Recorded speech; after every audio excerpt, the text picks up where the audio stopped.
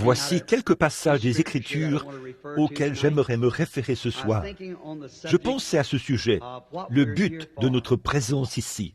Je veux lire une portion des Écritures, car je crois qu'on devrait lire la parole de Dieu à chaque réunion, parce que je sais qu'il peut nous rencontrer, même si nous ne lisons pas la parole, mais j'ai tellement peur de faire une erreur.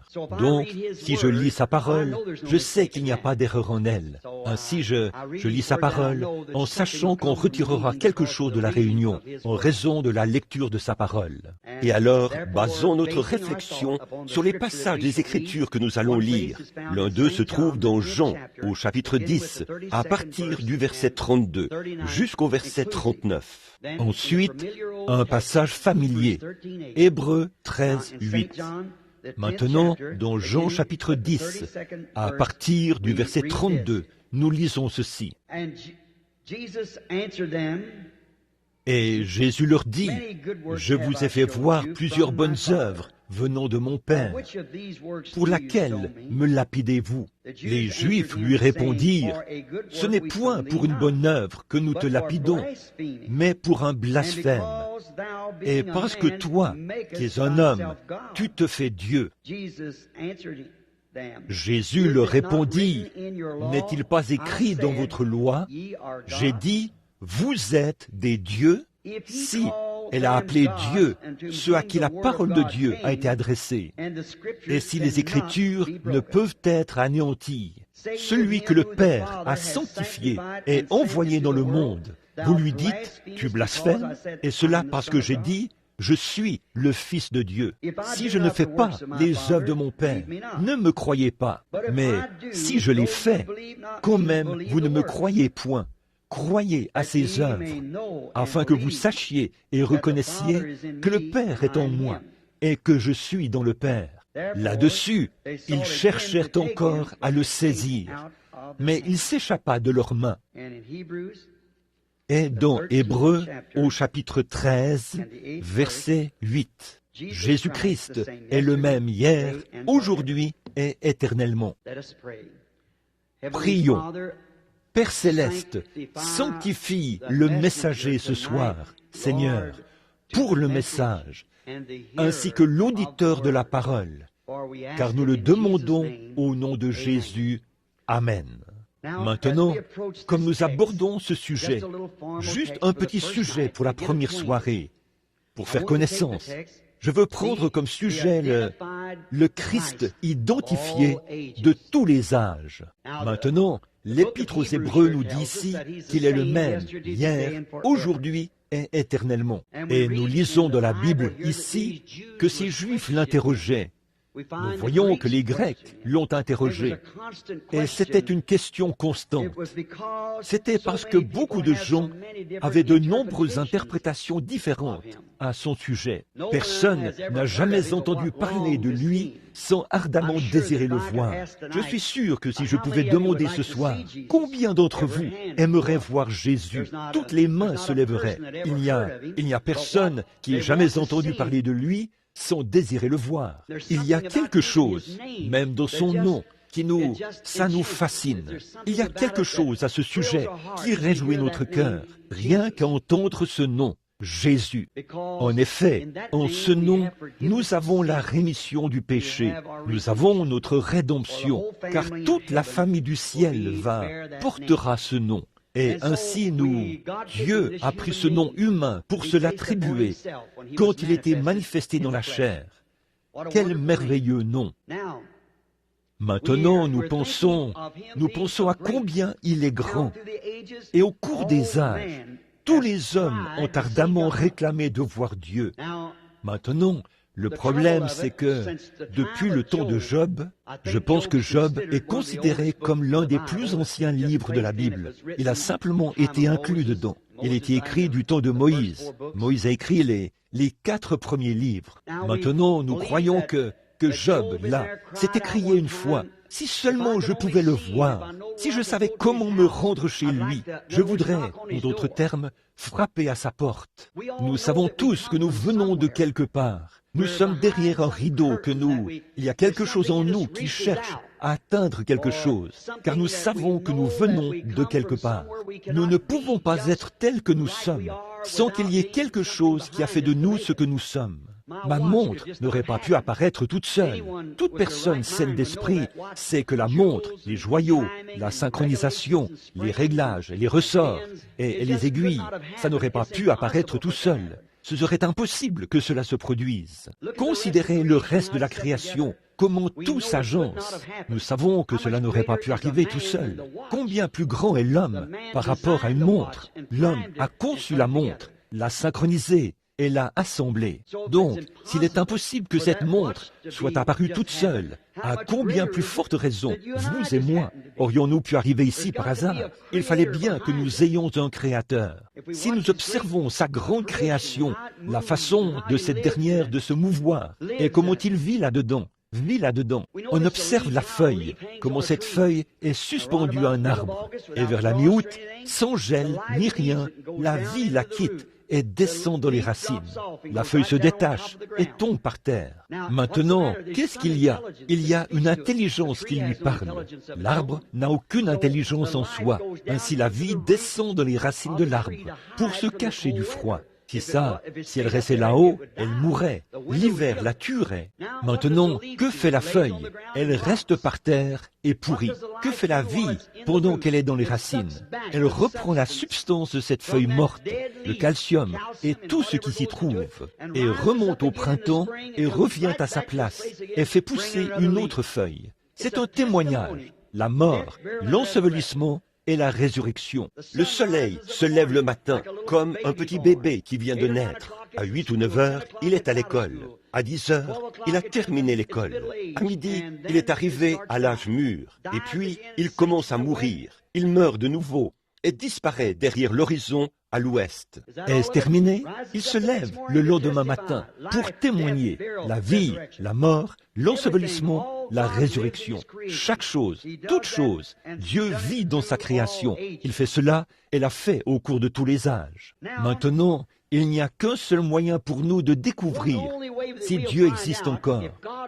Nous pouvons le voir dans sa création. Mais comment Dieu a-t-il fait pour se manifester aux gens qui... Quelqu'un dira, eh bien, où est Dieu? Vous parlez beaucoup de lui.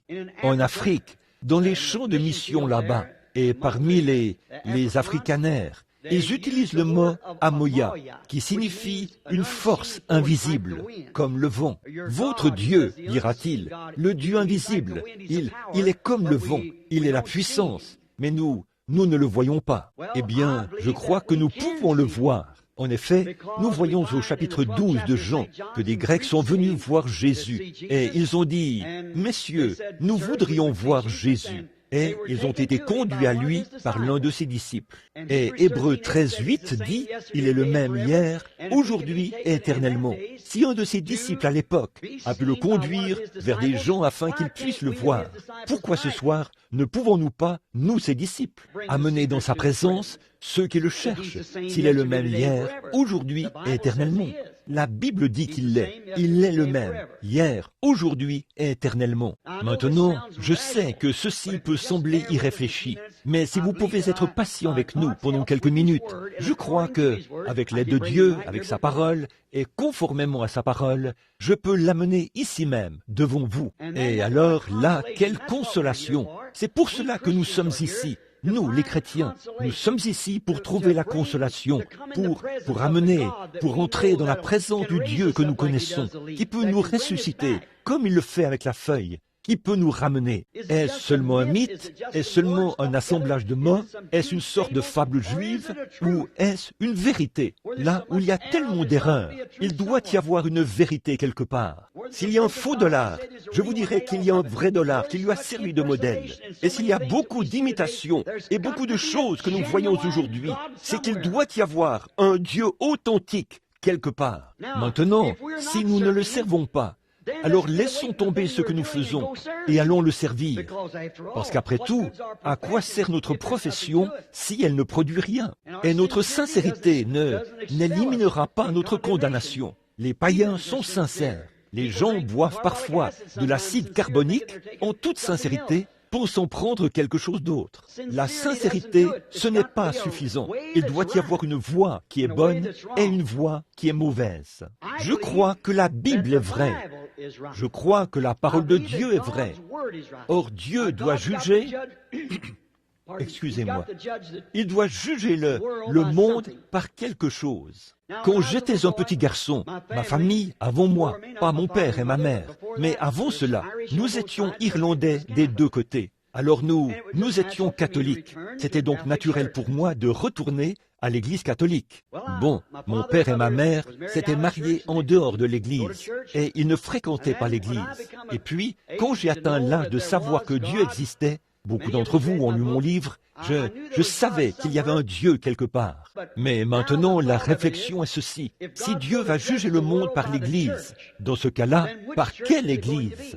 Si ce sera par l'Église catholique, alors quelle Église catholique? La romaine, l'orthodoxe, par laquelle le jugera-t-il? S'il va le juger par l'Église protestante, est-ce que ce sera par l'Église méthodiste, l'Église baptiste, l'Église pentecôtiste, l'Église presbytérienne? Laquelle? Voyez-vous, il y a trop de confusion. Alors quelqu'un pourrait dire, eh bien c'est juste, oh oui, c'est important. Ça n'a pas d'importance, tant qu'on est sincère. Dans le premier livre de la Bible, ce qui a causé la mort, la maladie, le chagrin et le péché, c'est l'incrédulité d'une seule personne à l'égard d'une seule parole. Dans le dernier livre de la Bible, le même Dieu, dans Apocalypse 22, a dit « Quiconque retranchera une parole ou y ajoutera une parole, sa part sera retranchée du livre de vie. Cela doit donc être le livre de jugement. » Alors nous voyons ceci. Au commencement, dans Jean 1, au commencement était la parole. Et la parole était avec Dieu. Et la parole était Dieu. Et la parole a été faite chair. Et elle a habité parmi nous. Nous l'avons vu, le Fils unique venu du Père, la parole elle-même, Dieu, a été faite chair, et elle a habité parmi nous. Hébreux 13:8 dit, il est le même hier, aujourd'hui, éternellement. Donc, s'il est le même, et c'est la parole, alors comment cette parole s'est-elle fait connaître dans tous les autres âges? Elle devra se faire connaître de la même manière aujourd'hui, pour que ce soit Jésus-Christ, le même hier, aujourd'hui et éternellement. Ce n'est rien d'autre que la vérité. Il est la parole. Et où la façon dont la parole s'est fait connaître dans tous les autres âges, Dieu ne change pas. Malachie 1 ou Malachie 3:6 dit qu'il ne change pas. Je suis Dieu, je ne change pas. Donc, il est aujourd'hui exactement comme il était au commencement. Au commencement, il était la parole pour la race humaine. Dieu n'a jamais donné à la race humaine une église sur laquelle se tenir. Il ne leur a jamais donné un credo sur lequel se tenir. Il a fortifié l'être humain par sa parole. Crois cette parole et vis. C'est la même chose aujourd'hui. Et Christ est cette parole. Au commencement était la parole était avec Dieu, et la parole était Dieu. Et la parole s'est faite chair, et elle a habité parmi nous. Alors, ce qu'il était dans les autres âges, il doit être le même aujourd'hui. S'il demeure le même, hier, aujourd'hui, éternellement. En fait, je pense que j'ai clairement expliqué que c'est Jésus-Christ, le même hier, aujourd'hui et éternellement. Et il est la parole. Bon, Jésus a dit, les Écritures ne peuvent être anéanties. Les Écritures sont vraies. Et l'Écriture dit dans Jean 1 que la parole a été faite chair et elle a habité parmi nous. Dieu s'est fait chair dans son Fils, Jésus-Christ, et il a habité parmi nous. Dans Jean 10:35, Jésus appelait ceux à qui il est venu, ceux qui étaient la parole au commencement, des prophètes.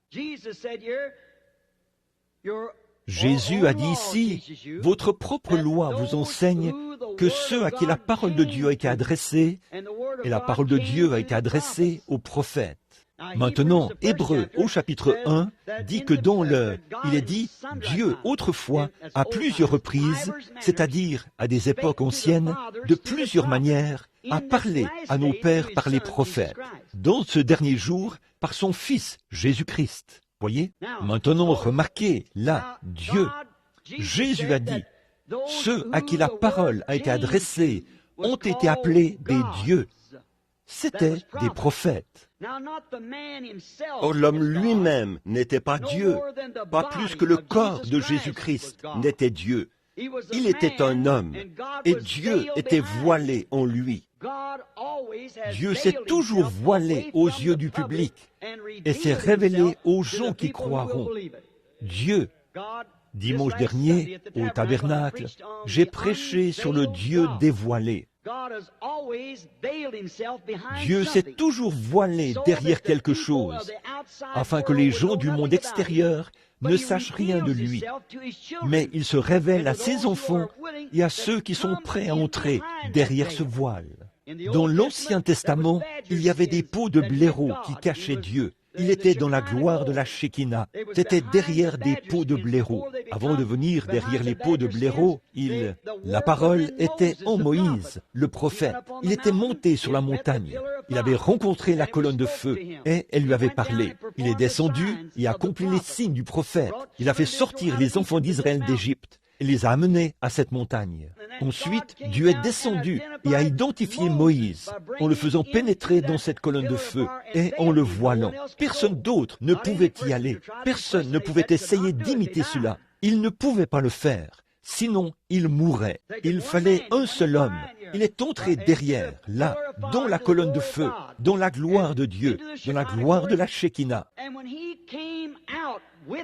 Et quand il en est sorti avec cette parole pour cet âge-là, il resplendissait tellement de la gloire de Dieu qu'il a dû voiler son visage. Les gens ne pouvaient pas fixer les regards sur lui, et ça, c'était le voile naturel.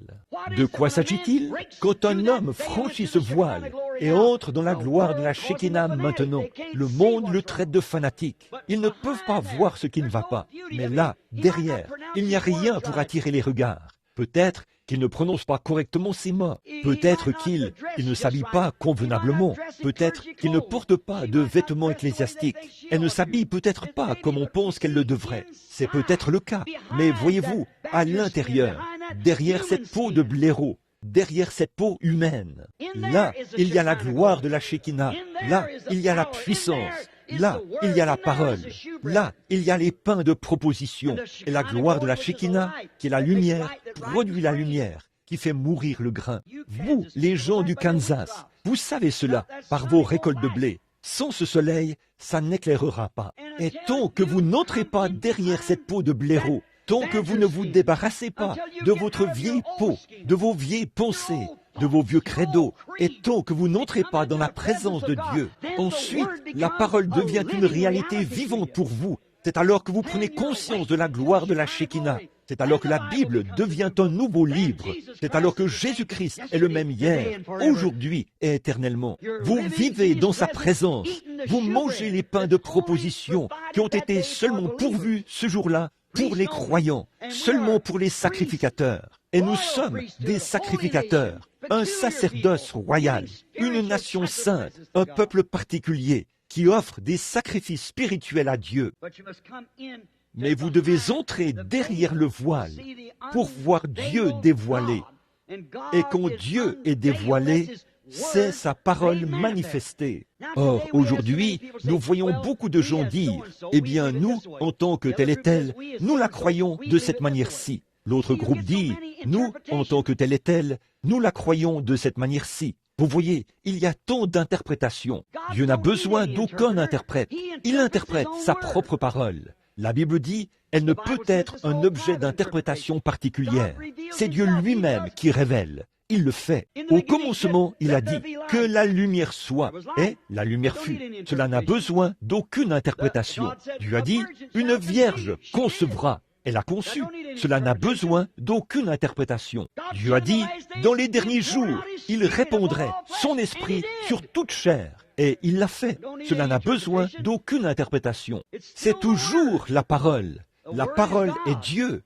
Dieu, dans chaque âge, a signé une partie de sa parole. Et là, regardez ce qu'il a fait. Il a envoyé un prophète. Et la parole du Seigneur vient au prophète. Le prophète la révèle à l'auditoire. Et l'auditoire la croit. Et alors, c'est Dieu en action. Dieu qui agit par son esprit. Maintenant, nous voyons qu'il s'est identifié comme Fils de l'homme ici pour accomplir. Or, quand il est venu sur la terre, Souvenez-vous, il s'est identifié au public, à ceux du dehors. Il s'est identifié comme fils de l'homme. Il est venu au nom de 3 fils. Il est venu comme fils de l'homme, fils de Dieu, fils de David. Or, fils de l'homme, c'est un prophète. Jéhovah lui-même a même appelé Ézéchiel, il a dit « fils de l'homme ». Jéhovah, en parlant à un homme, un prophète, l'a appelé « fils de l'homme ». Et Jésus s'est identifié comme fils de l'homme, parce que les Écritures ne peuvent pas être anéanties. Dans Deutéronome 18:15, Moïse a dit, après, les enfants d'Israël ont dit, que Dieu ne nous parle plus, nous voulons que Moïse nous parle. Il a dit, je ne leur parlerai plus comme ça, mais je leur enverrai un prophète. Dans Deutéronome 18:15, il a dit, l'Éternel ton Dieu te suscitera un prophète comme moi. Alors, pour que cette écriture ne puisse pas être anéantie, il devait venir comme fils de l'homme. En effet, c'était pour son âge, quand il était ici sur la terre. Puis, quand il est mort, qu'il est ressuscité, qu'il est monté et que le Saint-Esprit a été envoyé ici, ça, c'était le Fils de Dieu. Dieu est un esprit. Et au cours des âges de l'Église, c'était le Fils de Dieu. Et puis, dans le millénium, ce sera le Fils de David, assis sur le trône, qui régnera. Il est monté en haut. Celui qui vaincra s'assiera avec moi sur mon trône, comme moi j'ai vaincu et me suis assis sur le trône de mon Père. Il est assis sur le trône du Père maintenant, mais dans le millénium, il s'assiera sur son propre trône, parce qu'il est le fils de David. Il est fils de l'homme, fils de Dieu, fils de David. Voyez, c'est tout à fait parfait. Et là, nous voyons qu'il devait venir en tant que prophète. L'immuabilité de sa parole. Dieu ne change pas. Dieu ne change pas. En effet, il était le prophète qui était en Joseph. Il était le prophète. Il était Dieu en Joseph. Il était Dieu en David. Observez Joseph. Il représentait presque parfaitement la vie de Christ. Mais il a fait une erreur pour montrer que ce n'était pas lui. L'homme fait des erreurs. Voyez, il a parlé à Pharaon. Il a parlé à son père, Jacob, qui était un prophète. Il a dit, dis à Pharaon que nous élevons des troupeaux, parce qu'un berger est une abomination pour un Égyptien. Mais le père, l'esprit ne l'a pas laissé dire cela. Il a dit, tes serviteurs, les bergers. Vous voyez donc que Joseph a fait une erreur là. David, ce grand homme, a fait une erreur. Un homme selon le cœur de Dieu. Pourtant, il a pris Bathsheba, pensant qu'il pourrait cacher cela au Dieu même qu'il avait servi toute sa vie. Mais Dieu l'a exposé par Nathan le prophète. Voyez? Mais considérez David, quand il est parti, exilé de son propre peuple, un roi rejeté. Sa propre fille avait été violée par son frère à elle, et ses autres frères l'avaient tué. Et le voilà, Absalom s'était insurgé et avait divisé l'armée, provoquant une révolution. Et David, son propre père, avait été excommunié, chassé, rejeté par son peuple. Comme il sortait de la ville, un petit homme infirme qui se traînait là, se moquait de lui et crachait sur lui. Ce garde a dégainé son épée. Il a dit, « Je ne couperai pas la tête de ce chien qui crache sur mon roi ?» David a dit, « Laisse-le tranquille. » Dieu lui a dit de faire cela. Sans doute, David ne savait pas ce qu'il faisait. Il a gravi le même mont des Oliviers. Il a regardé en bas, en pleurant, un roi rejeté. Et là, quelques centaines d'années plus tard, Jésus-Christ se trouvait sur la même montagne. Le fils de David, pleurant en tant que roi rejeté. Et on a aussi craché sur lui. Vous voyez, toutes ces choses représentaient bien Christ. Il en faisait partie. Dieu ne change pas. Sa nature ne change pas. Son caractère ne change pas. Il est toujours la parole, voyez. Et Malachie 3:6 confirme cela. Il ne fait que changer de forme dans chaque âge. À chaque âge, il a signé une partie de la parole qui a été prophétisée qu'elle doit s'accomplir à une certaine époque. Eh bien, lorsque cet âge arrive, Dieu agit simplement sous une autre forme. Voyez, c'est toujours Dieu, la parole faite chair. Et elle a habité parmi nous. Là, dans Hébreux 4, nous voyons Hébreux 4:12. Jésus était parfaitement identifié par ses œuvres et par ce qu'il avait fait. Parce qu'Hébreux 4:12 dit, la parole de Dieu est plus tranchante qu'une épée à 2 tranchants. Elle discerne aussi les pensées et les intentions du cœur. C'est ainsi qu'Abraham, quand cet homme l'a rencontré, avec de la poussière sur ses vêtements, nous voyons que, quand Abraham a vu cet homme, il l'a appelé à l'écart. 2 d'entre eux sont descendus à Sodome. Un très beau tableau de ce jour-ci où nous vivons. Nous voyons un Billy Graham moderne et les autres à Sodome qui font sortir les gens. Regardez l'Église élue qui est pourtant la véritable postérité d'Abraham. Lot était un neveu, mais Abraham, cet homme n'y est jamais descendu, celui qui avait parlé avec Abraham. Et pendant qu'il parlait avec Abraham, il a dit « Abraham », maintenant rappelez-vous, son nom était Abram, quelques jours auparavant, et sa femme était Sarai, pas Sarah. Et il a dit « Abraham, où est ta femme Sarah ?» Il a dit « Elle est dans la tente, derrière toi. » Il a dit « Je vais te visiter à cette même époque. » Et Sarah, dans son cœur, a un peu ri à ce sujet. Et l'homme, avec le dos tourné à la tente, a, dit la Bible, il a dit, pourquoi Sarah a-t-elle ri dans la tente derrière lui? Et Abraham a appelé cet homme Elohim. Elohim, c'est celui qui existe par lui-même. Bon, en anglais, le mot Dieu peut signifier n'importe quoi. Ces mots anglais, vous devez y faire attention, parce qu'ils peuvent signifier toutes sortes d'idées perverties. Un Dieu, cette chair pourrait être Dieu. Un arbre pourrait être Dieu. Un homme pourrait être Dieu. N'importe quoi pourrait être Dieu, selon la signification du mot Dieu en anglais. Mais Elohim signifie qui existe par lui-même. Il ne peut, cette chair ne peut pas exister par elle-même. L'homme ne peut pas exister par lui-même. L'arbre ne peut pas exister par lui-même. Mais Elohim, oui, celui qui existe par lui-même, manifesté en chair, qui était là, en train de manger, de boire du lait de vache, de manger la chair du veau, de manger du pain et de parler avec Abraham. Et Abraham a dit que c'était Elohim. Et Jésus, dans Luc 17, a dit, « Ce qui arriva du temps de Sodome arrivera de même au retour, quand le Fils de l'homme sera manifesté. » Pas le Fils de Dieu maintenant, le Fils de l'homme sera manifesté. Quand il sera révélé, qu'il se fera connaître à son Église, le Fils de l'homme sera révélé juste avant le Fils promis. Abraham avait vu Dieu sous bien des formes différentes, dans une lumière et dans des visions. Mais voilà, Dieu était là, dans un homme, juste avant l'apparition du Fils attendu et promis. Jésus a dit, avant le retour du Fils promis, Elohim se manifestera, sa parole, dans la chair. Dieu, messieurs, nous voudrions voir Jésus. Dieu s'est manifesté de la même manière dans tous les âges. Il en a toujours été ainsi. Il s'est caché derrière une chair humaine. C'est Dieu en vous. Encore un peu de temps, et le monde ne me verra plus. Cependant, vous me verrez, car je serai avec vous. Il est même en nous. Il le sera jusqu'à la consommation, jusqu'à ce qu'il soit révélé sous la forme qu'il aura quand il viendra du ciel. La parole de Dieu pour cet âge-ci, qu'a-t-il promis à cet âge-ci? Si vous regardez dans la Bible et voyez ce qui est promis pour cet âge-ci, et que vous voyez cela arriver, peu m'importe qui dit que c'est vrai ou faux, c'est vrai, parce que c'est Dieu qui interprète sa propre parole. Il n'a pas besoin que quelqu'un dise « Eh bien, ces jours-là sont passés, la guérison divine, ça n'existe pas. » Et tout ça, c'est du fanatisme. C'est faux. Quand Dieu dit qu'il le fera dans un âge donné, il le fera. Mais ce qu'il y a, c'est que nous suivons une vieille tendance qui remonte à il y a très longtemps. Nous adhérons à une grande école de pensée d'il y a très longtemps. Et nous manquons la chose. C'est la raison pour laquelle ils n'ont pas reconnu Jésus quand il est venu. Ils essayaient encore de vivre sous la loi, alors que la Bible avait clairement dit, je vais lire cela ici, il a dit, sondez les Écritures, en elles vous pensez avoir la vie éternelle, et ce sont elles qui rendent témoignage de moi. Si les Écritures ne rendent pas témoignage de moi,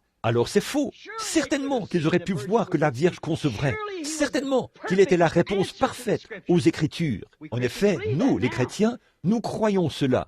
Mais à quoi cela aurait-il servi à Moïse de venir avec le jour de Noé, le message de Noé? À quoi cela aurait-il servi à Jean-Baptiste de venir avec le message de Moïse? Vous voyez, nous n'avons pas le message de Sankey, nous n'avons pas le message de Moody, nous avons le message de cette heure-ci, nous n'avons pas le message de Luther, ni le message de Wesley. Ils étaient bien, mais ceci est un autre jour, c'est une autre promesse, c'est un autre âge de l'Église.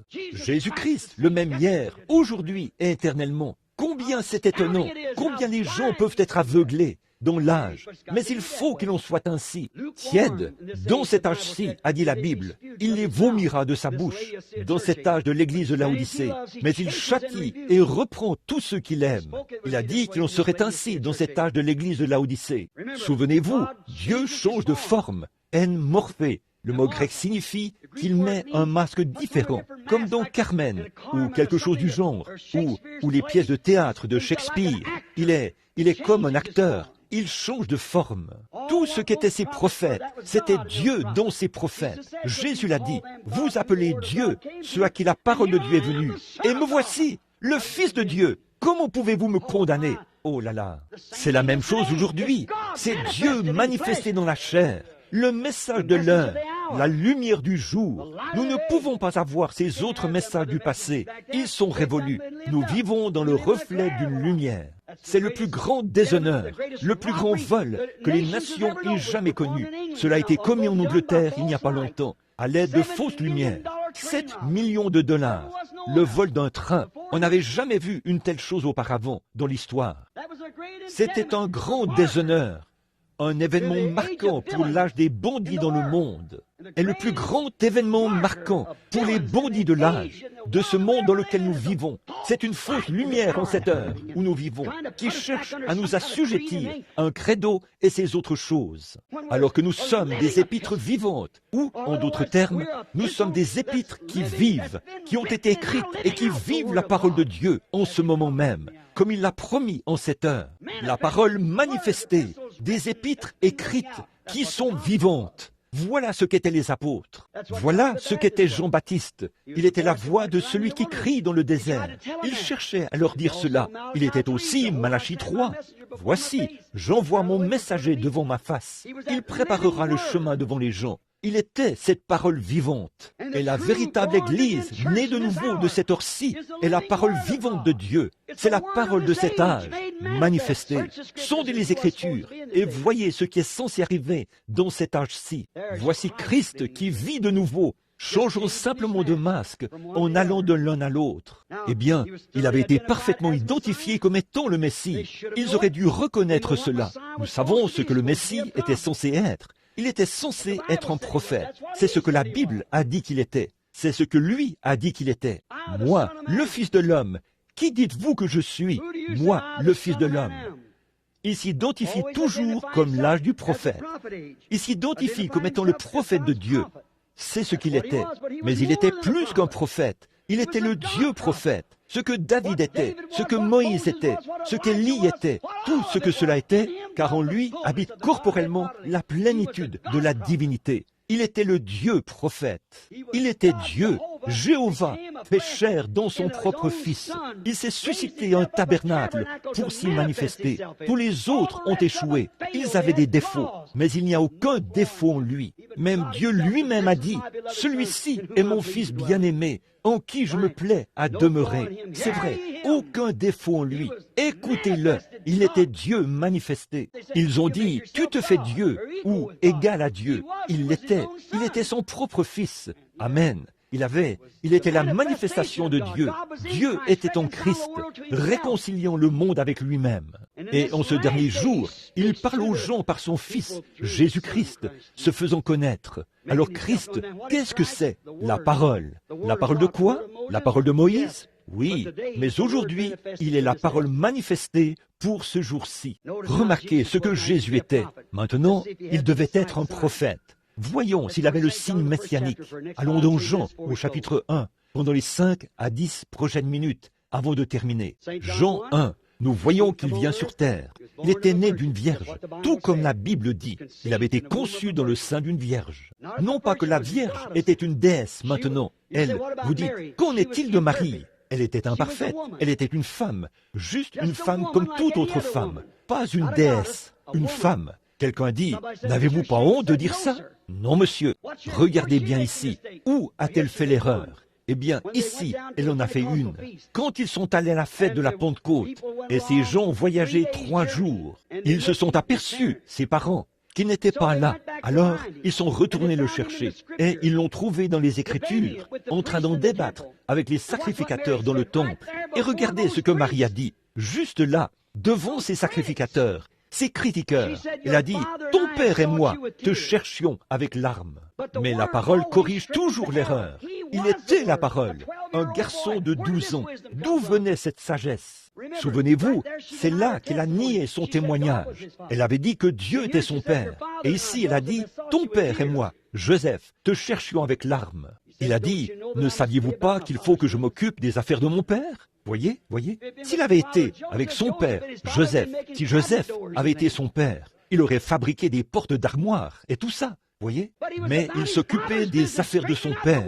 Il épurait la parole pour ce jour-là. Il était la parole. Amen. Voyez, Marie a fait une erreur, mais lui n'a fait aucune erreur. Il était celui qui est parfait. Remarquez, quand il est né, a été élevé, a été baptisé par Jean, le Saint-Esprit est descendu sur lui. Il est allé dans le désert, on est revenu. Son ministère a commencé, la guérison. Il y avait un homme du nom de Simon qui est allé à une réunion avec son frère, André. Bon, écoutez attentivement maintenant. Nous allons terminer, et voir ce qu'il était à l'époque. Et s'il a parlé au Père par les prophètes, dans ces derniers jours, par son Fils. Voyons ce que Dieu est aujourd'hui. Voyons s'il est identifié de la même manière. Comment s'est-il identifié? Est-il venu dire, maintenant, j'ai terminé mes études, j'ai un baccalauréat en art, un doctorat en philosophie, un doctorat en droit, et ainsi de suite. Je suis prêt pour mon ministère. Non, monsieur, il ne l'a pas fait. Il est allé dans le désert, comme Jean l'avait fait, et on est sorti loin du Saint-Esprit. Regardez comment il s'est identifié quand il a commencé à prêcher. Il y avait un homme, André, qui avait écouté Jean. Il était allé avec Jésus pour savoir où il était. Il l'avait suivi jusqu'à la réunion. Il a amené son frère, Simon. Dès que Simon est entré dans la présence de Jésus, Jésus a dit, « Ton nom est Simon, et tu es le fils de Jonas. » Cela l'a identifié. C'est là que le nom de Pierre était changé de Simon à Pierre, qui signifie « petite Pierre ». Et plus tard, il est devenu le chef de l'Église. Ensuite, nous voyons un homme là, du nom de Philippe. Il a dit, « Maintenant, attendez une minute. Nous n'avons pas eu de prophète depuis 400 ans. Le prochain prophète, nous savons ce qu'il devra être. » Alors, il a contourné les montagnes, environ 25 kilomètres. Si jamais vous y allez et vous voulez situer l'endroit. Et là, il a trouvé un ami avec qui il avait eu des leçons de la Bible. C'était un homme très loyal. Un homme bien cultivé. Son nom était Nathanaël. Il s'est sans doute approché de la porte et s'est aperçu que ce dernier n'était pas chez lui. C'est peut-être sa femme qui a dit, « Il est dans son oliveraie, là-bas, en train de prier. » Alors Philippe, tellement excité par ce qu'il avait vu être accompli, l'identification parfaite de Deutéronome 18:15. Un prophète avait été suscité. Alors il est allé rencontrer Nathanaël et a dit, « Nathanaël, viens voir qui nous avons trouvé. » Il n'avait pas le temps de discuter du temps qu'il fait et tout ça. Le message était urgent. Son cœur brûlait. Mais nous sommes trop occupés aujourd'hui. Nous avons trop de choses qui passent avant ceci. Et sans tarder, il a dit, « Viens voir qui nous avons trouvé. Jésus de Nazareth, le fils de Joseph. » Écoutons leur conversation alors qu'ils marchaient sur le bord de la mer. Je peux entendre Philippe dire à Nathanaël, « Tu connais ce vieux pêcheur là-bas? Tu le connais? Oh, le vieillard qui est mort ici il n'y a pas longtemps. Jonas? Non, son fils, Simon. Oui, oh, je me rappelle lui avoir acheté du poisson. Eh bien, qu'en est-il de lui? Bon, il n'a pas assez d'instructions pour signer son propre nom. Il ne pouvait pas signer mon reçu. La Bible dit qu'il était ignorant et sans instruction, mais ils l'ont reconnu pour avoir été avec Jésus. Nous voyons donc qu'il ne pouvait même pas signer le reçu. Il a dit, « Oui, a-t-il dit, tu sais quoi? Dès qu'il est arrivé dans la présence de cet homme qui ne le connaissait pas, lui a dit qu'il était Simon, le fils de Jonas. Il a dit, « N'est-ce pas là le Messie? N'est-ce pas un prophète? N'est-ce pas là Deutéronome 18, les Écritures accomplies? Observe sa vie. Dans quel jour vivons-nous? Nous vivons attendant ce Messie qui vient. Nous tous, les Hébreux, nous attendons. N'est-ce pas cela? Oh, attends une minute maintenant, a dit Nathanaël. Je vais devoir vérifier. Eh bien, ça ne me surprendrait pas qu'il te connaisse. Ah, laisse-moi voir ça. Laisse-moi aller à l'une des réunions et voir cela accompli. Très bien. Il est allé à la réunion et s'est avancé là où Jésus se trouvait. Il a dit, « Voici un Israélite dans lequel il n'y a point de fraude. » Il a dit, « Rabbi, d'où me connais-tu? » Il a dit, « Avant que Philippe t'appelle, quand tu étais sous l'arbre, je t'ai vu. » Ça y était, ça y était. Qu'est-ce que c'est? Jésus-Christ, le même hier, aujourd'hui et éternellement. Voyez, il s'est identifié, la parole. Qu'est-ce que ce lecteur a dit? Rabbi, tu es le Fils de Dieu. Tu es le roi d'Israël. Mais certains étaient là qui ne croyaient pas cela. Ils ont dit, cet homme est Belzébul. Jésus a dit, je vous pardonne pour cela, d'appeler l'Esprit de Dieu une chose impure, parce que l'expiation n'avait pas été faite. Mais quand le Saint-Esprit, lui, le Saint-Esprit, lui est un pronom personnel. Quand? Pas une pensée, une personne. Quand lui, le Saint-Esprit, sera venu pour faire la même chose, un seul mot contre cela ne sera jamais pardonné. Rappelez-vous, il est le même hier, aujourd'hui et éternellement. La parole identifiée, faite chair. Nous le voyons donc là, mais là, c'était des Juifs. Il n'y a que 3 races de gens. Nous pouvons avoir nos ségrégations et nos intégrations et tout ce que vous voulez. Ce n'est pas ce qui m'intéresse. Je suis un serviteur de Christ, au service de tous les hommes. Mais écoutez, permettez-moi de vous le dire. Regardez ici. Il y avait des Juifs, des gens des nations et des Samaritains. Et observez l'évangile qui parle de Pierre qui avait les clés. Il a ouvert le jour de la Pentecôte pour les Juifs. Philippe est allé baptiser les Samaritains et il a chassé des démons. Mais le Saint-Esprit n'était pas descendu sur eux. Pierre est venu leur imposer les mains et ils ont reçu le Saint-Esprit. Et à la maison de Corneille, les gens des nations l'ont reçu. Maintenant, les gens des nations, nous, des nations, nous, les anglo-saxons, nous n'attendions même pas de Messie. Nous étions des païens, avec des massues sur le dos. Nous adorions des idoles. Mais les Juifs et les Samaritains attendaient un Messie. Et il ne vient qu'à ceux qui l'attendent. Gardez cela à l'esprit pendant cette réunion. Il ne viendra qu'à ceux qui l'attendent. Finalement, il fallait qu'il allait à Jéricho un jour.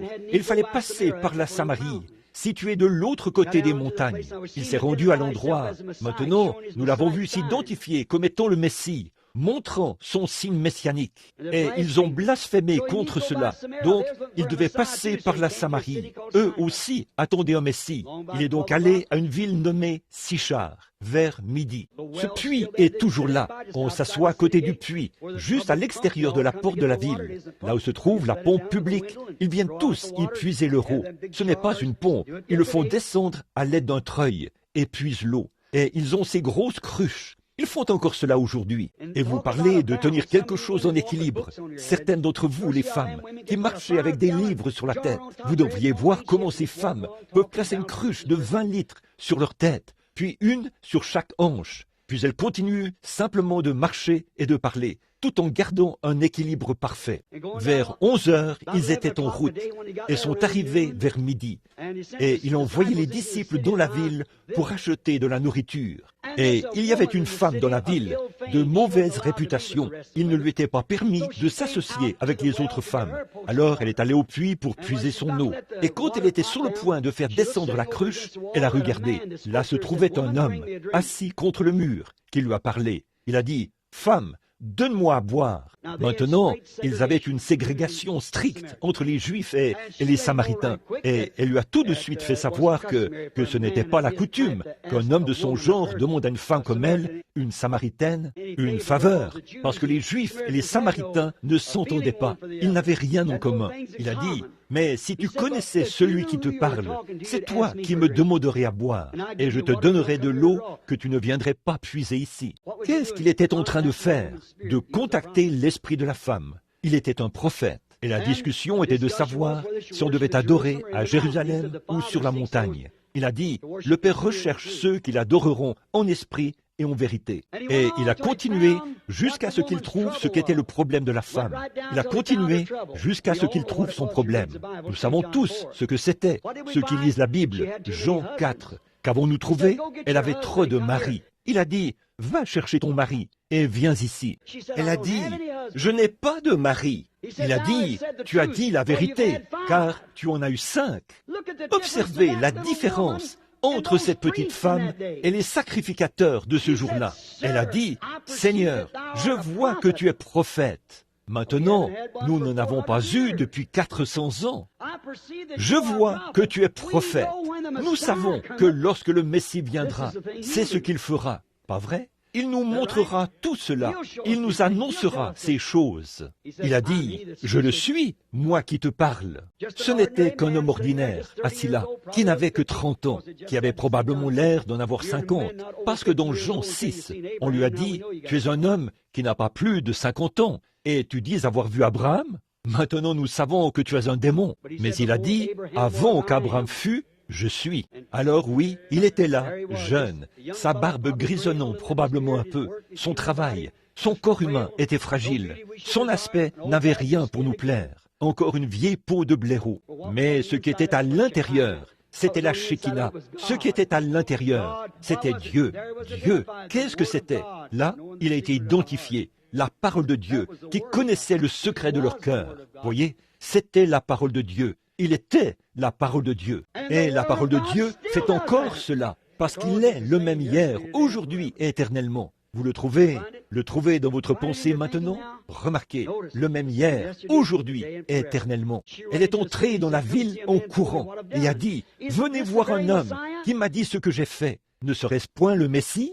Si ça, c'était le signe du Messie pour les Juifs et pour les Samaritains, et qu'il ne fait exception de personne, le même hier, aujourd'hui et éternellement. Et ça, c'était la fin, là où Dieu a cessé de traiter avec les Juifs et les Samaritains. Et ceci est la fin de la dispensation des nations, quand il est passé par des réformateurs, et ainsi de suite, jusqu'à la fin, et qu'il a été promis, ce qui arriva du temps d'Abraham arrivera de même quand le Fils de l'homme sera révélé aux gens des nations au dernier jour. Il allait revenir de nouveau. Je pourrais dire beaucoup de choses ici, mais je vais me dépêcher, parce qu'il est 21 heures, ou un peu plus. Nous aurons terminé vers 21h30, si le Seigneur le veut. Remarquez, le prophète a dit dans Zacharie 14, 6, « Ce sera un jour qui ne sera ni jour ni nuit, mais ce sera un jour sombre. Mais vers le soir, la lumière paraîtra. » Maintenant, regardez, rapidement. Aucune écriture ne peut être anéantie. Elles doivent toutes s'accomplir. Maintenant, comment le soleil se lève-t-il? Où se lève-t-il? À l'est. Où se couche-t-il? À l'ouest. La civilisation a parcouru le même trajet que le soleil. Et l'Évangile aussi. Vous saisissez? Maintenant, nous sommes revenus sur la côte ouest de nouveau. Si nous allions plus loin, nous retournerions à l'est de nouveau. Nous traverserions le Pacifique. Nous serions à l'est de nouveau. Il n'y a rien là-bas, voyez. Maintenant, la civilisation a parcouru le même trajet que le soleil. L'Évangile a traversé les eaux. Il est parti de la Méditerranée et il a traversé de Saint-Paul jusqu'en Allemagne. De l'Allemagne, il a traversé la Manche jusqu'en Angleterre. De l'Angleterre, il a traversé l'Atlantique jusqu'aux États-Unis. Et maintenant, il est de retour au Pacifique. Regardez bien, le même soleil qui se lève à l'est est le même soleil qui se couche à l'ouest. S-O-L-E-I-L. Est le même Saint-Esprit qui est descendu au jour de la Pentecôte, à l'est. Là, c'était un jour qu'on ne pouvait pas appeler un jour. C'était sombre, un jour sombre, pluvieux. Vous le voyez ici dans le Kansas. Pluvieux, sombre. Nous avons eu assez de lumière pour adhérer à l'église et faire ces choses, assez de lumière pour nous déplacer. Mais il a dit, au temps du soir, la lumière paraîtra, le Fils reviendra, et le Saint-Esprit revient dans ces derniers jours, avec la plénitude de la puissance de Dieu, la parole qui se manifeste. Par les luthériens, c'est comme une pyramide qui gagne en hauteur. Les luthériens, la première réforme, Wesley, les pentecôtistes, et maintenant, c'est en train de s'affiner, car quand la pierre de fête reviendra sur la pyramide, elle devra s'ajuster comme le reste de la pyramide. Vous ne pouvez même pas passer une lame de rasoir entre les pierres, tellement c'est parfait, et il en sera ainsi du ministère dans les derniers jours. Ce sera tellement proche, comme votre main qui est le positif et l'ombre de la main qui est le négatif, alors qu'elles deviennent, après un certain temps, elles deviennent une seule chose. Elles deviennent ainsi. Et c'est comme ça que devient l'Église. L'épouse devient Christ. Ils deviennent un, comme tout homme avec sa femme. Voyez, elle arrive là, au dernier jour. Et nous essayons de vivre à la lueur d'un autre jour. Il est le même hier, aujourd'hui et éternellement. Hébreux 13, 8. l'identifie parfaitement. Jésus-Christ est le même, hier, aujourd'hui et éternellement. Si nous avions vécu dans l'âge de Luther, nous regardons là, dans cet âge-là, nous voyons exactement, dans cet âge de Sardes, que Luther était ce messager, exactement, le cheval qui est sorti et tout ce qui se rapportait à cet âge-là. Nous voyons l'âge de Wesley, l'âge de Philadelphie. Nous voyons cet âge de grand réveil qui s'est répandu, l'amour fraternel. Nous voyons Wesley exactement à l'endroit où la Bible a dit qu'il serait. Nous voyons cela aujourd'hui. Il est là où il a dit qu'il serait. C'est l'heure, l'époque où nous vivons. Écoutez, ces Grecs ont manqué de le voir. Pourquoi? Messieurs, nous voudrions voir Jésus. Ils ont manqué de le voir parce qu'il était revêtu de son temple humain, Dieu dans un homme. C'était la chair humaine qui les avait aveuglés. Ils ne pouvaient pas comprendre. Toi, qui es un homme, tu te fais Dieu ou égal à Dieu. Il a dit, eh bien, si d'après la loi, et aucune écriture ne peut être anéantie, vous les appelez Dieu. Il l'était. Ceux à qui la parole de Dieu est venue. Alors, il est la plénitude de cette parole, la parole qui était pour ce jour-là, le Fils de Dieu, le Rédempteur, alors que Dieu lui-même est descendu sur la terre et a habité dans un homme pour prendre la mort sur lui-même, afin de tout racheter. Cet arbre du Jardin d'Éden, pas la femme, l'homme, le second Adam, qui est mort et a été enseveli pour ramener ses substances. Amen. Ces feuilles qui étaient tombées jadis pour les ramener dans la résurrection, comme nous pourrions en dire long à ce sujet, ça nous prendrait des heures, mais nous y sommes maintenant. Les gens des nations de ce jour-là ont manqué de le voir, parce qu'il était dans la chair humaine. Je me demande si nous allons faire la même chose. Je me demande si nous ne ferons pas la triste erreur qu'ils ont faite, manquer de le connaître. Car lui, la parole pour cet âge-là, il avait été identifié dans un corps humain, un garçon sans instruction, qui, d'après ce que nous savons, n'a jamais été à l'école. On n'avait aucune preuve qu'il ait même été associé à une organisation de ce jour-là. Pas d'instruction, pas de réputation du tout. Sinon, un homme fou, un buveur de vin, un ami des pécheurs, un homme qui bouleverse le monde. Un enfant illégitime, sa mère avait été fécondée par un soldat. Elle s'est donné le nom de fils de Dieu, ou se dit prophète, ce Galiléen, soi-disant prophète. Mais la parole a été manifestée à tous ceux qui l'ont reçue. Il a donné le pouvoir de devenir fils de Dieu. Et c'est pareil aujourd'hui, quand on voit ce grand mouvement du Saint-Esprit se manifester. À tous ceux qui l'ont reçu, il a donné le pouvoir de devenir fils et filles de Dieu. Jésus-Christ, identifié de la même manière, par sa parole, dans chaque génération. Courbons la tête. Mes amis chrétiens, je veux vous demander, arrêtons-nous et réfléchissons un instant. Est-ce que ceci est la vérité ou est-ce une erreur? Qu'en est-il? Si c'est la vérité, nous devons tout y donner. Où allons-nous? Où ceci s'arrêtera-t-il? Comment pouvez-vous être sûr que vous avez raison? Maintenant, au commencement, il était la parole. Et la parole discerne les pensées du cœur. Elle l'a fait par les prophètes. Elle l'a fait par Christ. Et il a promis cela dans les derniers jours, car il est le même hier, aujourd'hui, éternellement. Père Céleste, prends ta parole, place-la dans le cœur humain, afin tout le monde qui est rassemblé ce soir, ce petit groupe de gens ici, nous nous rendons compte, Seigneur, que nous vivons dans les ombres de sa venue, et les ombres sont de plus en plus semblables au positif. Année après année, nous voyons les signes qui apparaissent, des phénomènes terribles. Nous le voyons dans les journaux et les magazines. La lune se change en sang. Nous entendons parler de tremblements de terre partout dans le monde, qui secouent le monde entier.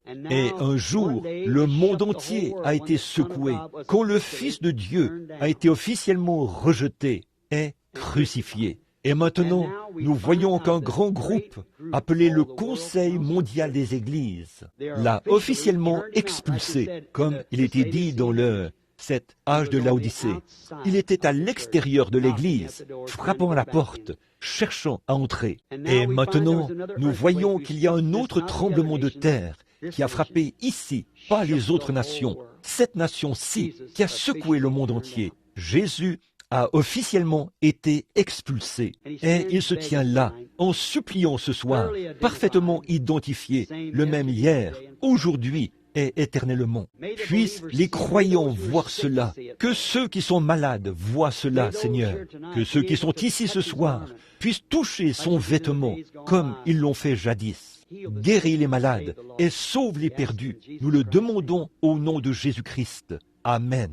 Que Dieu vous bénisse. Maintenant, juste un instant pour la ligne de prière. Il nous reste exactement 15 minutes pour sortir à l'heure.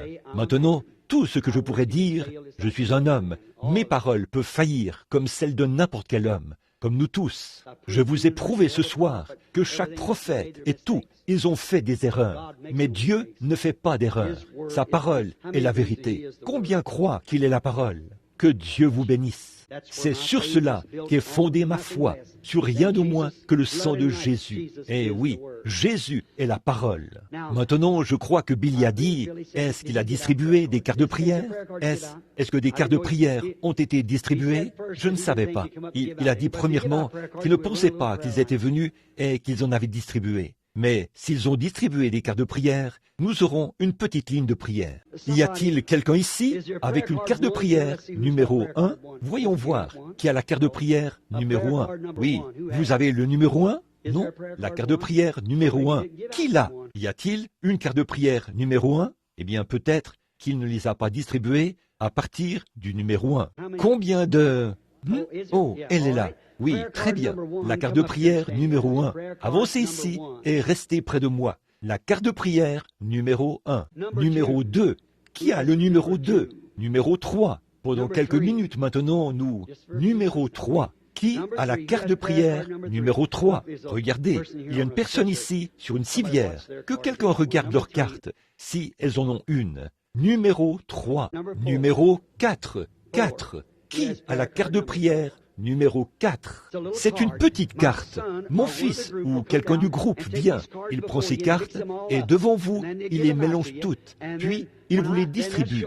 Et puis, Donc, cela montre, nous avons eu des gens une fois qui ont essayé de vendre les cartes de prière. Et c'est la raison pour laquelle elles sont identifiées de cette façon, pour que vous ne puissiez pas les vendre, parce qu'il ne peut pas, on ne sait pas qui s'avance ici. Quand j'arrive ici, je ne commence pas par un numéro en particulier. Je commence n'importe où. Vous le remarquerez au courant de cette semaine. Je vais appeler ces cartes de prière en les inversant, par ici ou par là, en ordre croissant et décroissant. Voyez, nous nous y prenons ainsi quand on distribue les cartes de prière, afin que, chaque jour, tout le monde, que les gens puissent avoir chaque jour une chance d'être appelés. 1, 2, 3, 4, 5, je vais les appeler une à la fois, parce que je ne veux pas que si quelqu'un est sourd, qu'ils disent par la suite, eh bien, personne ne me l'a dit, voyez-vous, et il manquerait l'appel pour être dans la ligne de prière. Et puisqu'il aurait déjà reçu une carte de prière, on ne lui en donnerait probablement pas une autre, voyez. La carte de prière numéro 5, qui l'a? 1, 2, 3, 4, 5. La carte de prière 5. C'est très bien. Si vous êtes sûr que vous avez la 5, avancez-vous là. C'est très bien. Numéro 6, 11. La carte de prière 11. 1, 2, 3, 4, 5, 6, 7, 8, 9. La carte de prière 10 et 11. Regardez bien. Ce pourrait être une personne sourde. Regardez la carte de votre voisin. Partout, je suppose qu'elles sont mélangées, partout ici. Très bien. Combien y en a-t-il, Roy? Compte-les pour voir. 11, 12, 13, 14, 15. 1, 2, 3, 4, 15. Très bien. Arrêtons-nous là un instant, parce que nous n'avons pas beaucoup de temps. Maintenant, combien n'ont pas de carte de prière et croient que Dieu va les guérir? Levez la main. Que Dieu vous bénisse. C'est vrai. Ayez cette foi-là. Maintenant, souvenez-vous, mes amis, pendant qu'ils se préparent pour la ligne de prière. Maintenant, ne vous déplacez pas pendant les 10 ou 15 prochaines minutes, jusqu'à ce que nous soyons prêts. Parce que, voyez, vous êtes un esprit. Je veux vous demander quelque chose. J'ai dit et lu dans l'Écriture qu'il est le même hier, aujourd'hui et éternellement. Et brièvement, je ne l'ai pas encore mis au premier plan. Je vous ai montré qu'il est censé produire la même chose dans les derniers jours. Combien croient cela? Malachie 4. Et tout cela est censé se produire à nouveau. Il descend de nouveau et s'identifie dans un message prophétique pour ramener le cœur des enfants à la foi apostolique, la foi pentecôtiste des pères. C'est exactement ce qui est censé se produire. Pas un credo, mais revenir à la foi originelle. Maintenant, nous croyons cela de tout notre cœur. Bon, pour ceux d'entre vous qui n'ont pas de carte de prière, maintenant souvenez-vous, je suis son serviteur et vous êtes son serviteur. Dieu en moi et Dieu en vous. Vous avez un besoin et moi, je suis ici pour vous servir. Tout cela ensemble fait que Dieu entre en scène. Alors, la petite femme, une fois, permettez-moi de vous donner un autre passage de l'Écriture. Je crois que c'est dans Jean aussi. Il y avait une petite femme elle avait une perte de sang. Disons qu'elle n'avait pas de carte de prière, mais elle voulait que l'on prie pour elle. Mais il y avait là beaucoup de gens. Elle ne pouvait donc pas entrer dans la ligne. Alors elle s'est dit, si seulement je peux toucher son vêtement, je serai guérie. Combien se souviennent de cette histoire? Eh bien, certainement. Qu'a-t-elle fait? Elle s'est faufilée à travers cette foule et a touché son vêtement. Maintenant, le vêtement palestinien est ample et il inclut aussi un vêtement de dessous à cause de la poussière sur les jambes, vous savez. Donc, c'est ample. Donc, vous pourriez toucher le manteau d'un homme et il ne le sentirait pas, le bord de son manteau. Mais que dire de ce grand vêtement palestinien épais et lourd qui pendait jusqu'à ses pieds? Voyez, il n'a jamais senti cela physiquement, mais elle a touché son vêtement et elle est retournée dans la foule. Disons qu'elle s'est assise. Elle est peut-être restée debout, mais disons qu'elle s'est assise. Qu'est-il arrivé? Jésus s'est arrêté et a dit, « Qui m'a touché ?» Et vous savez, l'apôtre Pierre a pensé que c'était vraiment ridicule, parce que les gens, eh bien, il l'a réprimandé pour cela. En d'autres termes, il a peut-être dit, « Eh bien, regarde, tout le monde te touche. Ils vont penser ceci. Il y a quelque chose qui ne tourne pas rond chez toi, mentalement. Tu vois, parce que tout le monde essaye de te toucher. » Rabbi, il a dit, « Mais je sens que je me suis affaibli. De la vertu, c'est-à-dire la force, est sortie de moi. » Cette petite femme-là a tiré la force de lui. Il a promené son regard sur l'auditoire et l'a trouvée où elle était. Et il lui a dit quel était son problème et ce qui était arrivé. La Bible a dit, il est maintenant un souverain sacrificateur qui peut être touché par le sentiment de nos infirmités. Pas vrai? Maintenant, si vous avez cette même foi dans ce même Jésus, cela produira la même chose pour vous. Maintenant, soyez vraiment respectueux, priez, ne doutez pas. Croyez de tout votre cœur que Jésus-Christ est le même hier, aujourd'hui et éternellement, et il vous accordera ses bénédictions. Maintenant, Père, que ton grand Saint-Esprit nous révèle la parole identifiée dans la chair. Leur chair est ma chair. Et puisse la parole et la promesse de l'Évangile qui ont été prêchées ce soir être interprétées par le grand Saint-Esprit lui-même, car il a promis qu'il serait avec nous. Et il est le même hier, aujourd'hui et éternellement. Au nom de Jésus-Christ, nous nous en remettons à toi, avec le message, afin que tu puisses confirmer la parole par des signes qui l'accompagnent, comme tu l'as fait selon Marc 16. Amen.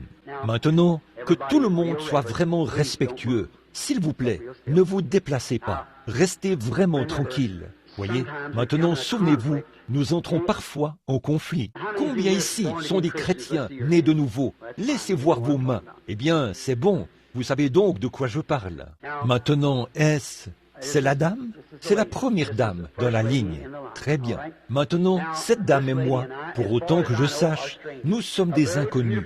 Un très beau tableau de Jean, chapitre 4. Jésus a rencontré une femme au puits en Samarie, une scène qui ressemblait à celle-ci, la première fois de leur vie qu'ils se rencontraient. Et pour autant que je sache, c'est la première fois que nous nous rencontrons. Nous sommes des inconnus l'un pour l'autre. Si c'est vrai, et pour que les gens voient que c'est vrai, levez simplement la main. Alors, voyez, c'est pour nous la première fois. Or, s'il est le même hier, aujourd'hui et éternellement, maintenant, parlez avec la femme comme il l'avait fait avec la femme au puits, afin de trouver quelque chose qu'elle a fait, ou quelque chose qui ne va pas chez elle, ou quelque chose dont je ne sais rien, et je lui révélerai cela. Et je ne l'ai jamais vue. Je suis juste... C'est la première fois que je visite cette ville. Je suis juste ici. Elle m'est inconnue. Alors, cela ferait-il de Jésus-Christ le même hier, aujourd'hui et éternellement? Cela ferait-il que la parole discerne les pensées qui sont dans le cœur? Voyez? Cela ferait qu'il est le même hier. Voici mes mains et ma Bible. Je n'ai jamais vu cette femme de ma vie. Dieu le sait. Elle n'est qu'une femme qui se tient là. Je n'en sais pas plus sur elle qu'en serait quelqu'un ici qui lui est parfaitement inconnu. C'est vrai, et elle le sait. Je ne la connais pas, mais lui, il la connaît, et il est la parole.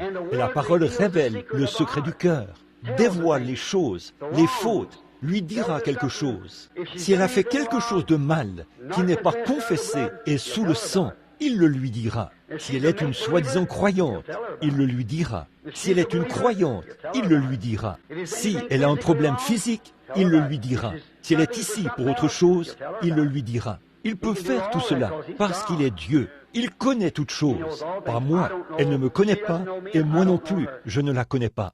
Maintenant, s'il le révèle de cette manière, vous savez que c'est toujours la parole. Hébreux 4:12. La parole de Dieu révèle les secrets du cœur. Elle connaît la situation. Maintenant, si Dieu nous révèle ceci ce soir, ma sœur, alors que vous et moi, nous tenons ici, alors vous sauriez que ça ne peut pas être moi. Ça ne pourrait être que lui. Maintenant, je veux vous parler pendant un instant, parce que quand je parle de la parole comme ça, eh bien, je prêche, vous voyez, et puis je reviens. Je vous parle simplement comme il l'a fait avec la femme au puits. Il a poursuivi la conversation avec elle jusqu'à ce qu'il ait trouvé son problème. Maintenant, si Dieu me révèle ce qu'est votre problème, eh bien, vous saurez si c'est la vérité ou pas. Et allez-vous tous croire? Y a-t-il quelqu'un qui connaît cette femme? Levez la main s'il y a des gens. Oh oui, beaucoup de gens la connaissent. Oui, très bien. Que le Seigneur Jésus accorde ceci. Voyez, ce serait non seulement la parole prêchée, mais ce serait la parole faite chair, qui parle, qui révèle.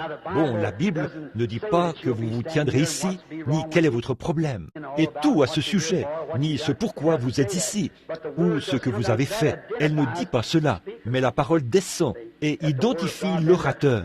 Voyez, que c'est la parole de Dieu. Alors, le message est vrai. Alors Dieu identifie le message comme étant la vérité.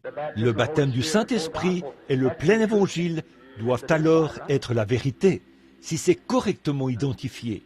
Une chose, vous êtes très nerveuse, vraiment nerveuse. Vous êtes troublée par quelque chose. C'est vrai, vous êtes inquiète. Vous souffrez de cela depuis un certain temps. Et ce que c'est un problème sur un de vos membres. C'est sur un de vos membres de droite. Vous craignez que ce soit le cancer. Cela vous cause des ennuis partout. Ce côté droit ne va pas du tout. Votre estomac vous fait souffrir. Cela vous rend malade. Si c'est vrai, levez la main. Ne craignez point. Croyez seulement. Et il vous rétablira. Le croyez-vous? Très bien. Allez, en remerciant Dieu pour cela. Et soyez en bonne santé. Que le Seigneur vous bénisse. Je veux simplement vous imposer les mains. Croyez-vous qu'il est le même hier, aujourd'hui et éternellement? Maintenant, voici la scène à nouveau. Un homme blond, une femme de couleur. Jésus, un juif. Elle, une samaritaine. Voyez, il leur a fait savoir qu'il n'y avait pas de différence entre les races humaines. Dieu est mort pour chacun de nous. C'est vrai, il est d'un seul sang. Dieu a fait toutes les nations. Le pays dans lequel nous avons été élevés, qui change notre couleur, n'a rien à voir avec ce qui est à l'intérieur de nous. Oui, c'est vrai. Maintenant, vous êtes une chrétienne. Je peux très vite percevoir cet esprit accueillant, que vous êtes une chrétienne. C'est votre esprit. Ce serait, comme il a dit, voici un Israélite dans lequel il n'y a point de fraude. Maintenant, je vois que vous avez été très malade. Un examen révèle que vous avez le cancer. C'est vrai. Et ce cancer, croyez-vous qu'il peut me dire où il se trouve? Selon les résultats, le cancer est dans le côlon. Si c'est vrai, levez la main. Maintenant, vous savez qu'il y a quelque chose ici qui vous connaît. Croyez-vous qu'il va vous rétablir? Si votre foi peut l'amener là, toucher son vêtement, et qu'il révèle la même chose qu'il avait faite autrefois, alors allez, croyez en lui, et vous serez guéri de cela et rétabli. Si vous pouvez y croire, vous n'avez qu'à y croire. C'est aussi simple que cela, ma sœur. Vous n'avez qu'à y croire. Ne doutez pas. Je suppose que nous sommes aussi inconnus l'un pour l'autre. Nous ne nous connaissons pas. Dieu nous connaît tous les deux. Croyez-vous que Dieu peut me révéler votre problème? Croyez-vous qu'il pourrait me révéler les problèmes de n'importe qui, là, dans l'auditoire? Croyez-vous cela? Combien dans l'auditoire croient cela? Qu'en pensez-vous? Croyez-vous de tout votre cœur? Alors, vos calculs biliaires ne vous dérangeront plus. J'ai senti cela venir, que je lisais dans la pensée des gens. Je voulais que vous voyiez que je ne le faisais pas. Très bien. Croyez-vous que je suis son serviteur? De tout votre cœur? Merci. Vous êtes une chrétienne. Oui, vous êtes non pas une autostoppeuse, une vraie chrétienne. Et vous êtes née de nouveau. Très bien. Croyez-vous que moi, en tant que votre frère, je ne sais rien à votre sujet, mais que notre Père Céleste, qui nous connaît tous les deux, pourrait me révéler ce qu'est votre problème? Je vois que vous en avez eu beaucoup. Vous avez subi une opération, et l'opération était pour un cancer. On vous a retiré un sein, c'est vrai, et cela vous cause encore des ennuis. Croyez-vous que désormais vous serez guéri? Passez juste ici, croyez de tout votre cœur, et Dieu vous bénisse. Puisse le Seigneur Dieu vous guérir. Que ayez la foi, ne doutez pas, croyez simplement de tout votre cœur qu'il est le même hier, aujourd'hui et éternellement. Maintenant, croyez-vous, madame? Nous sommes inconnus l'un pour l'autre. Je ne vous connais pas, vous ne me connaissez pas. Nous sommes de parfaits inconnus l'un pour l'autre. Mais si le Père Céleste me révèle quelque chose qui ne va pas, quelque chose que vous avez fait, quelque chose que vous n'auriez pas dû faire, ou que vous auriez dû faire, mais ne l'avez pas fait, quoi que ce soit, quoi que ça puisse être, vous croirez qu'il est le même hier, aujourd'hui et éternellement. Vous savez que ça ne peut être que lui qui puisse faire cela, n'est-ce pas? Vous êtes troublé par une tumeur. Et cette tumeur est sur la tête. Vous avez peur. C'est vrai. Croyez-vous qu'elle partira maintenant? Que Jésus-Christ vous rétablira? Comme vous avez cru, qu'il vous soit fait ainsi. Allez en croyant. Amen. Dieu vous bénisse. Continuez votre chemin. Croyez. Ne doutez pas. Croyez simplement de tout votre cœur. Ayez la foi. Ne doutez pas. Croyez simplement de tout votre cœur.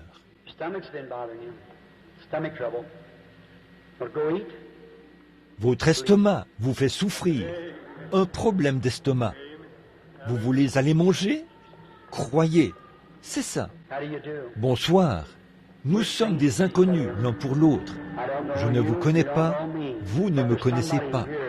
Mais il y a ici quelqu'un, invisible, mais voilé entre nous deux, qui connaît votre problème. Je vous vois essayer. Oui, c'est de l'arthrite. Croyez-vous qu'il vous guérira de cela?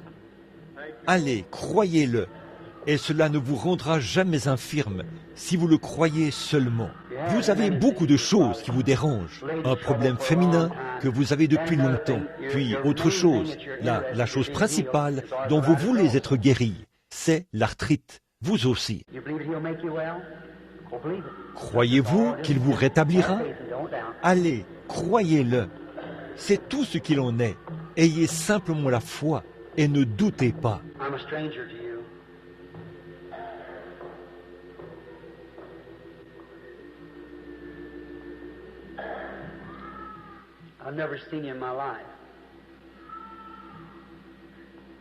Je vous suis inconnu. Je ne vous ai jamais vu de ma vie. Il y a une autre femme qui ne cesse d'apparaître.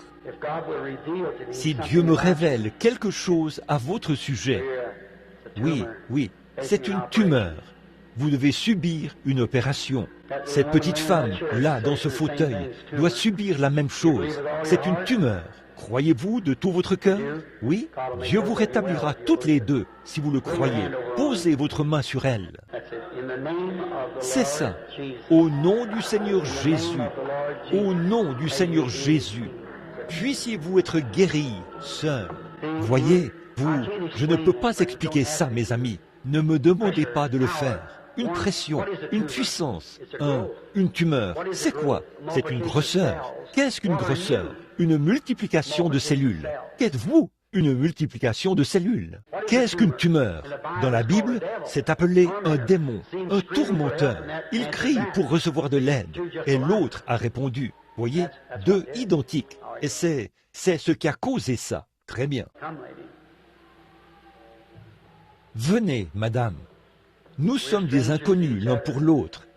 Vous souffrez de nervosité depuis longtemps, ce qui a entraîné un problème d'estomac, des maux d'estomac, un ulcère à l'estomac, de l'acidité dans votre estomac, une sensibilité aux dents, et ainsi de suite. Croyez-vous que Jésus-Christ vous rétablira maintenant? Très bien. Allez manger votre souper dans ce cas. Croyez de tout votre cœur. Jésus-Christ va vous rétablir. Croyez-le simplement maintenant. Nous sommes des inconnus l'un pour l'autre. Où Dieu habite-t-il dans un être humain? Dans le cœur. C'est là que se trouve votre problème. C'est dans votre cœur. Non pas à cause de l'absence de Dieu, mais en déployant votre foi pour guérir ce problème cardiaque. Vous serez guéri. Allez, en croyant, croyez de tout votre cœur. Maintenant, ne doutez pas. Allez, en croyant. Si tu peux croire, tout est possible. Combien croient de tout leur cœur? Croyez-vous que Dieu est ici pour vous rétablir? Est-ce que la parole est faite chair? Qu'est-ce que c'est? Là, peu importe à quel point je crois, vous devez croire, vous aussi. Voyez, cette femme qui a touché son vêtement croyait. Voici un homme assis juste ici qui me regarde. Il souffre de hernie et d'hémorroïdes. Croyez-vous que Dieu va vous rétablir? Si oui, vous pouvez avoir ce que vous avez demandé. Y a-t-il d'autres personnes ici qui croient que Dieu guérit les malades et les affligés? Croyez-vous que la parole, ce soir, connaît le secret du cœur? Croyez-vous cela? Très bien. Nous sommes vraiment en retard par rapport au temps qui nous est alloué. Combien croirez-vous ceci? Maintenant, vous savez que l'Écriture est rendue claire. Ne vous achoppez pas au voile de la chair maintenant. Voyez, souvenez-vous, c'est la parole promise pour aujourd'hui. Combien comprennent cela? La parole promise. Je ne sais pas combien d'imitations vous avez vues. Mais, je dis la vérité, Jésus-Christ a promis ceci, et ceci est vrai. Voyez, c'est vrai. Or, n'a-t-il pas aussi dit les dernières paroles qu'il a prononcées avant de quitter la terre, de monter au ciel? N'a-t-il pas dit « Allez par tout le monde » Marc 16, et prêchez l'évangile.